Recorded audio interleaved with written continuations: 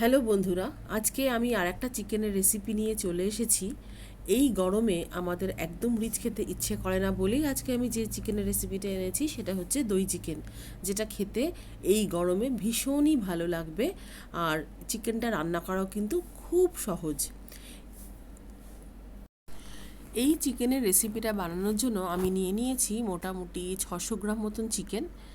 চিকেনটা ভালো করে পরিষ্কার করে ধুয়ে নিয়ে আমি তার মধ্যে নুন, অল্প গোলমরিচের গুঁড়ো, 1 টিস্পুন মতন আদা বাটা, 1 টিস্পুন রসুন বাটা আর একটা পাতিলেবুর রস ভালো করে চিকেনের মধ্যে দিয়ে চিকেনটাকে খুব ভালো করে মেখে নিয়ে, যাতে চিকেনের মধ্যে সমস্ত মশলাগুলো খুব সুন্দরভাবে ঢুকে যায়, সেইভাবে ভালো করে মেখে নিয়ে চিকেনটাকে আমি ম্যারিনেট করতে রেখে দিয়েছি মোটামুটি আধ ঘন্টা ম্যারিনেট হয়ে গেছে। এরপর একটা কড়াইতে রিফাইন্ড অয়েল দিয়ে আমি চিকেনগুলো খুব ভালো করে লো ফ্লেমে ভেজে নেব। চিকেনটা এমনভাবে ভাজতে হবে যেন চিকেনটা গায়ে বেশ গোল্ডেন ব্রাউন একটা কালার চলে আসে। আমি চিকেনগুলো সমস্ত খুব ভালো করে ভেজে নিচ্ছি। আমার এখানে চিকেনগুলো কিন্তু ভাজা হয়ে গেছে।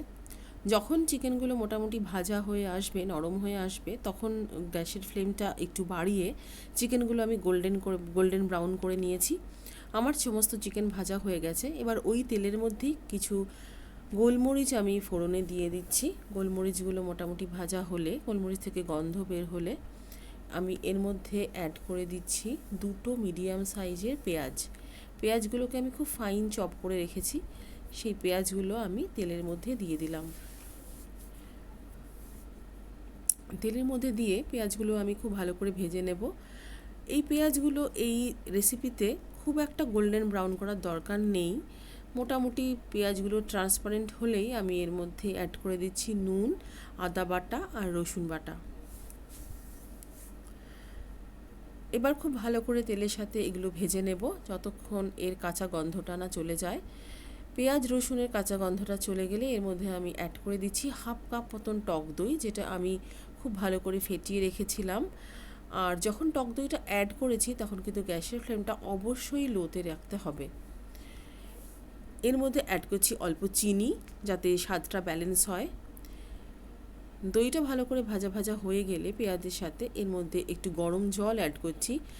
যেরকম গ্রেভি লাগবে তোমরা সেরকম গ্রেভির মতনই জল অ্যাড করতে পারো।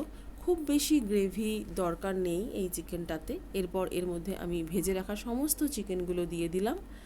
দিয়ে এবার কিছুক্ষণ এটাকে ফুটতে দেব। আর এর মধ্যে অ্যাড করে দিচ্ছি অল্প ব্ল্যাক পেপার পাউডার। এখানে হোয়াইট পেপার পাউডারও ইউজ করা যায়, আমি একটু ব্ল্যাক পেপারই দিয়েছি। এবার এটাকে ঢেকে দিলাম। মোটামুটি 10 থেকে 15 মিনিট এগুলো বয়েল হওয়ার পর চিকেনটা সফট হয়ে যাবে। তারপর ঢাকনা খুলে এর মধ্যে অ্যাড করেছি একটু বাটার আর 1/2 কাপ মতন ফ্রেশ ক্রিম দিলে এর স্বাদটা খুবই ভালো হয়। আর অ্যাড করেছি 1 টিস্পুন মতন কসুরি মেথি, যেটা আমি ভিডিওতে দেখাইনি। কসুরি মেথি দিলে গন্ধটা খুব সুন্দর হয়। আর এই চিকেনটা কিন্তু পোলাও, পরোটা সব কিছুর সাথেই খেতে ভীষণ ভালো লাগে।